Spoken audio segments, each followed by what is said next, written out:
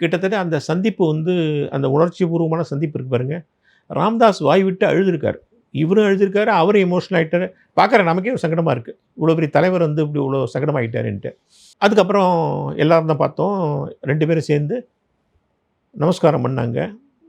சௌமியாவும் அவரும் சேர்ந்து பண்ணாங்க. அப்புறம் குடும்பத்தில உள்ளவங்க அத்தனை பேரும் பண்ணாங்க. அவர் தன் 3 மகளையும் அழைச்சிட்டே வந்தாரு. அப்ப வந்து கிட்டத்தட்ட 2 1/2 மணி நேரம் பேசியிருக்காங்க. மனசு விட்டு பல விஷயங்கள பேசியிருக்காங்க. அந்த 2 1/2 மணி நேரம் பேசும்போது, ராம்தாஸ் சொன்னாராம், எக்காரணத்த கொண்டு என்னோட இருந்தாங்கறனால சில பேர்லாம் இவரு வந்து தனியா பல நிர்வாகிகள நியமிச்சாரு. அவருக்கு போட்டியா எல்லா மாவட்டத்திலயும் இவரு தலைவர் போட்டாரு, ஒன்றியத்துக்கு போட்டாரு. அது மாரி கிளை கழகம்னு எல்லாத்துலயும் போட்டாரு. இப்ப அந்த பொசிஷன்லாம் இருக்கு இல்லையா? நீங்க யாரையும் டிஸ்டர்ப் பண்ணக்கூடாது. உனக்கு வேண்டிய ஆட்கள நீ போட்டுக்கோ. ஆனா, நான் போட்டேங்கிறனால அவங்கள ஓரங்கட்டக்கூடாது. அவர்களுக்கு தகுந்த பதவி குடு. இது மாரி பல விஷயங்கள் பேசியிருக்காங்க. எப்படி உன் மேல அபிமானத்தோட உன்னோட இருந்தாங்களோ, அதே மாரி என் மேல அபிமானத்தோட அவங்க இருந்திருக்காங்க. அவ்வளோதான் விஷயம். எக்காரணத்த கொண்டும் அவர்களை வந்து ஒதுக்கி விடாதே. அவர்களுக்கு ஒரு பொசிஷன் குடு. அப்படிங்கிறாப்புல சொல்லியிருக்காரு.